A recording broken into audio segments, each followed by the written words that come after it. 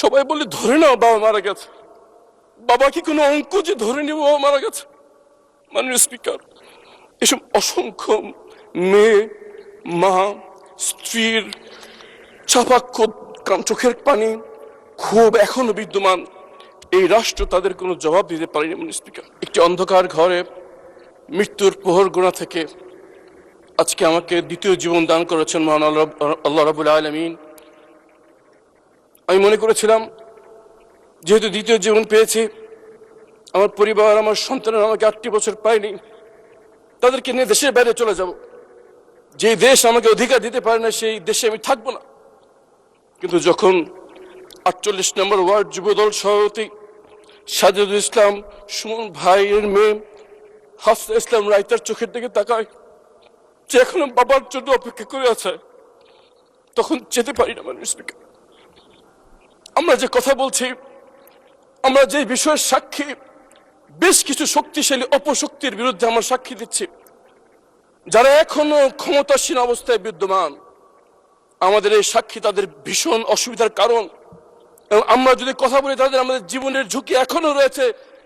যেমন ভাবে জীবন দিতে হয়েছে আমার ভাই হাদিকে। কিন্তু যখন এই সুমন ভাইয়ের মেয়ের চোখের দিকে তাকাই, মনে পড়ে যে আমার মেয়ের কথা। 8টি বছর তারা জিজ্ঞেস করতো বাবা কোথায়, কেউ উত্তর দিতে পারতো না। আজকে এখনো সুমন ভাইয়ের মেয়ে বলে যে আমাকে গুম করে আমার বাবাকে যেখানে রেখেছো সেখানে নিয়ে যাও, আমি আমার বাবাকে জড়িয়ে রাখবো, আর জড়িয়ে ধরে রাখবো, কোনোদিন ছাড়বো না। মোহাম্মদ পারভেজ ভাইয়ের মেয়ে আদিবা ইসলাম রিদি বলে, সবাই বলে ধরে নাও বাবা মারা গেছে। বাবা কি কোনো অঙ্ক যে ধরে নিব বাবা মারা গেছে? মাননীয় স্পিকার, এসব অসংখ্য মেয়ে, মা, স্ত্রীর চাপাক্ষোভ, চোখের পানি, ক্ষোভ এখনো বিদ্যমান। এই রাষ্ট্র তাদের কোনো জবাব দিতে পারেনি। মাননীয় স্পিকার, আমি এখানে দাঁড়িয়ে গুমের ভুক্তভোগী পরিবারের পক্ষ থেকে 3টি দাবি উত্থাপন করতে চাই।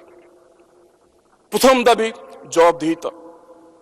যাদেরকে গুম করা হয়েছে তারা এখনো রাষ্ট্রীয় স্বীকৃতি পায়নি। মাননীয় স্পিকার, এই গুমের ভুক্তভোগীদের রাষ্ট্রীয় স্বীকৃতি প্রয়োজন। যারা গুমের সাথে জড়িত তাদের অনেকেই এখনো গুরুত্বপূর্ণ দায়িত্বে বিদ্যমান। অনেকে আইনের আওতায় বাইরে দাঁড়িয়ে দেশের ভিতরে অস্থিতি সৃষ্টি করার চেষ্টা করছে।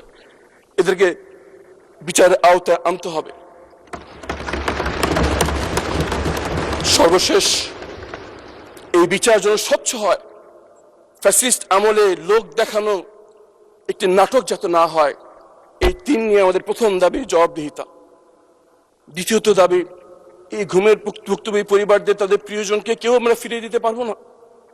আমার যৌবনকাল একটি অন্ধকার ঘরে কেটেছে, আমার যৌবনকাল কেউ ফিরিয়ে দিতে পারবে না। কিন্তু এই পরিবারগুলো যা হারিয়েছে তা ফিরিয়ে দেওয়ার ক্ষমতা আসমান জমিনের মধ্যে কারো নেই। কিন্তু যে কদিন আর আছে তাদের জন্য অন্তত অর্থনৈতিকভাবে কোনো কষ্ট না হয়, এতটুকু দায়িত্ব কি রাষ্ট্র নিতে পারে না? আমরা কতগুলো ব্রিজ বানানোর পরিকল্পনা করছি। একটা ব্রিজ বানানোর অর্থ যথেষ্ট হাতে গোনা এই কয়েকটি পরিবারের অন্তত অর্থনৈতিক নিরাপত্তা দেওয়ার জন্য। আপনার মাধ্যমে সরকারকে আহ্বান জানাচ্ছি, 17 বছর ধরে এই পরিবারগুলো অপেক্ষা আছে, আর তাদেরকে অপেক্ষা রাখবেন না।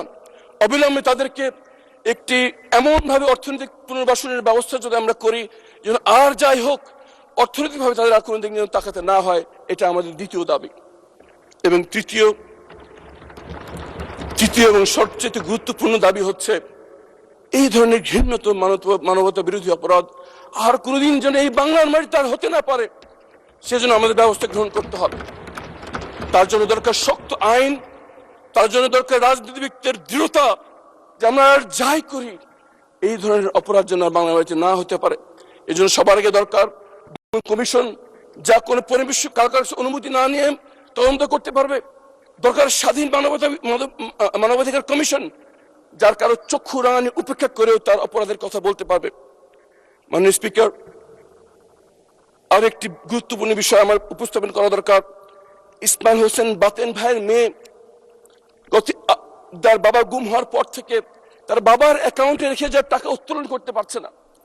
ব্যাংকের ম্যানেজার বলে, তোমার বাবার কি হয়েছে, একটি কাগজ নিয়ে আসো। আনিসা ইসলাম ইনশা গত বছরটি বছর মন্ত্রণালয় থেকে মন্ত্রণালয় ঘুরে বেড়াচ্ছে একটি কাগজের জন্য, যে তার বাবা যে গুম হয়েছে এটা যেন লিখে দেওয়া হয়। এটা আমরা দিতে পারিনি। আইনমন্ত্রী এখানে উপস্থিত আছেন, এমন একটা আইনি ব্যবস্থা গ্রহণ করা যারা গুমের ভুক্তভোগী যারা আছেন তারা যেন স্বীকৃতি পায় তার বাবা মৃত নন, তার বাবা জীবিত নন। কিন্তু এই স্বীকৃতি তাদের দরকার, অবিলম্বে একটি আইন করার আহ্বান জানাচ্ছি। মাননীয় স্পিকার, আল্লাহ আমাকে দ্বিতীয় জীবন দিয়েছেন, কিন্তু ঢাকা 14 আসনের জনগণ আমাকে এখানে দাঁড়িয়ে কথা বলার সুযোগ করে দিয়েছেন।